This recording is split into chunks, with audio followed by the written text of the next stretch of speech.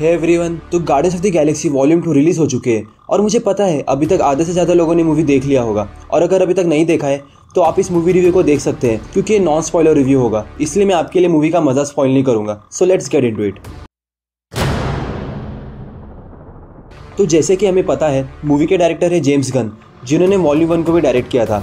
और सच बताओ तो जेम्स गन इस टाइम पर one of the best directors में से आते हैं। हमने वॉल्यूम 1 में उनके डायरेक्शन को तो देखा ही था कि उनका स्टोरी टेलिंग किस तरह का है। वॉल्यूम 1 के बाद मेरे एक्सपेक्टेशन सेकंड पार्ट से बहुत ज़्यादा बढ़ गए थे और इस बार भी जेम्स गन ने हमें लेट डाउन नहीं किया। डायरेक्शन मूवी का one of the best part था। हर सीन का डिटेलिंग इतनी अच्छी तरह से किया गया था कि अगर आप कुछ फ्लॉज निकालने का ट्राई भी करेंगे तो भी कुछ ढूंढ नहीं पाएंगे। और उन्होंने रिसेंटली कंफर्म किया है कि उन्होंने मूवी के पार्ट 3 पर काम करना शुरू कर दिया है और शायद मूवी का मेन फोकस गमोरा पर होगा। तो इससे अच्छी न्यूज़ फैंस के लिए और क्या हो सकती है।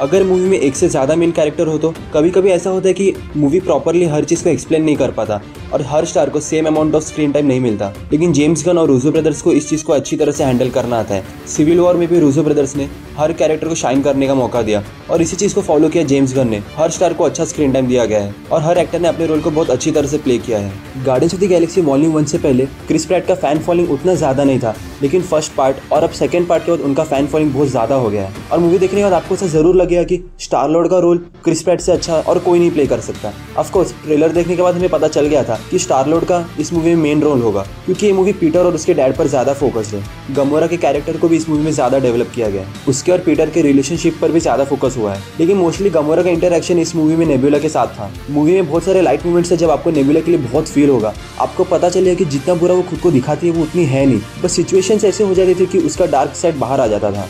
ड्रैक्स का भी एक टाइप का सपोर्टिव लेकिन मेन रोल है। उसके ह्यूमर इस मूवी में और जान डाल देते हैं, भले भी कैसी ही हो लेकिन आपको हंसना जरूर आएगा। ड्रैक्स और मैंटिस का स्क्रीन टाइम मोस्टली मूवी में साथ में ही है। मैंटिस का मूवी में एक टाइम पर बहुत इंपॉर्टेंट रोल था, तो ऐसा नहीं कि उसके कैरेक्टर को मूवी में ज़्यादा अटेंशन नहीं मिला है। मैंटिस का तो सबसे फनी मोमेंट तब था जब वो ड्रैक्स से पहली बार मिलती है। ओ माय गॉड, उसका हंसी, वो सीन सोचकर तो मुझे अभी खुद हंसी आ रही है। और अगर आपने मूवी देखी है तो कमेंट से मुझे ज़रूर बताना कि आपको वो सीन कैसा लगा, क्योंकि वो सीन सच में बहुत ज़्यादा हिलेरियस था। रॉकेट एज यूजुअल पहले जैसा ही था, उसके कैरेक्टर को डेवलपमेंट का तो ज़रूरत ही नहीं है क्योंकि वो ऑलरेडी अपने बेस्ट परफॉर्मेंस पर था। और मूवी का सबसे एडोरेबल कैरेक्टर था ग्रूट, मतलब बेबी ग्रूट। और ऐसा तो कोई नहीं होगा जो बेबी ग्रूट को हेट करता हो, और अगर है तो सबसे अनएक्सपेक्टेड परफॉर्मेंस था योंडू का। मूवी देखने से पहले मैंने नहीं सोचा था कि योंडू के कैरेक्टर पर इतना ज़्यादा ध्यान दिया जाएगा, और जो लोग योंडू के कैरेक्टर को इतना पसंद नहीं करते थे वो लोग के थॉट्स योंडू के लिए इस मूवी के बाद चेंज हो जाएंगे।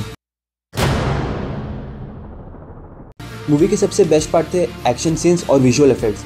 मूवी में हर छोटी छोटी चीज़ों पर डिटेल वर्क किया गया है। आप लोग देख सकते हैं कि मार्वल की हर अगले आने वाली मूवीज़ में उनके विजुअल सीन्स और बेहतर हो जाते हैं। ऐसा नहीं कि पहले के मूवीज़ के उतने अच्छे नहीं होते, लेकिन हर अगले आने वाली मूवीज़ के विजुअल सीन्स हमें और इम्प्रेस कर देते हैं। हर मूवी के अपने ओन वे के एक्शन सीन्स होते हैं, क्योंकि डिपेंड करता है कि सीन हो कहाँ रहा है। अगर अर्थ पर हो रहा है तो विजुअल सीन्स अलग दिखते हैं और स्पेस में हो रहा है तो विजुअल सीन्स बहुत अलग दिखते हैं। ह्यूमर मेंटेन करने का काम हर कैरेक्टर ने बहुत अच्छे से संभाला है। मूवी देखने के बाद आपको नए ऐड किए गए कैरेक्टर्स को देखने का और ज़्यादा मन करेगा, क्योंकि हमें पता है मार्वल की कास्टिंग चॉइस कभी गलत नहीं होती। मूवी के विलेंस भी इस टाइम थोड़े कंपेलिंग थे, रोनन से तो ज़्यादा ही थे। मूवी में साउंड ट्रैक से पहले मूवी जितने ही अच्छे थे। सॉन्ग्स होने की वजह से आप मूवी के साथ साथ उन पुराने सॉन्ग्स को भी एंजॉय कर सकते हैं। मूवी का बैकग्राउंड स्कोर भी अच्छा था, जैसे कि पहले के मूवी में था। वॉल्यूम 1 में कुछ स्कोर्स थे जिस तरह के स्कोर्स को मैं इस मूवी में मिस कर रहा था, जैसे कि ब्लैक टीयर्स। वो सीन और साउंड ट्रैक ने मूवी के क्लाइमेक्स में बहुत अच्छा इंपैक्ट डाला था। और हर मूवी की तरह इस मूवी में भी कुछ लूज एंड्स थे, तो चलिए आगे देखते हैं।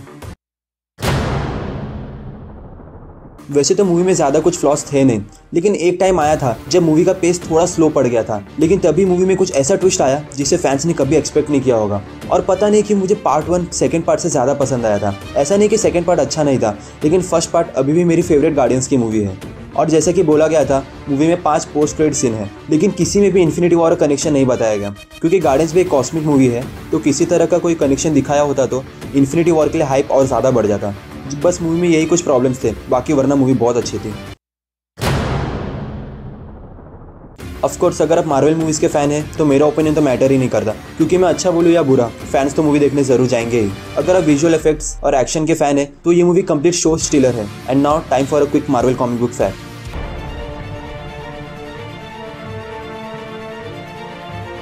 सो अगर आप लोगों को वीडियो पसंद आया है तो प्लीज़ इसे लाइक, शेयर और सब्सक्राइब जरूर करना। और वीडियोस पहले देखने के लिए आप वो बेल आइकन को दबाना मत भूलना। और कमेंट से मुझे बताना कि आपका फेवरेट मूवी कौन सा था, फर्स्ट पार्ट या सेकंड। और अगर आप लोगों ने मेरे पहले के वीडियोस नहीं देखे तो प्लीज़ उसे देख लेना, लिंक आपको डिस्क्रिप्शन में मिल जाएगा।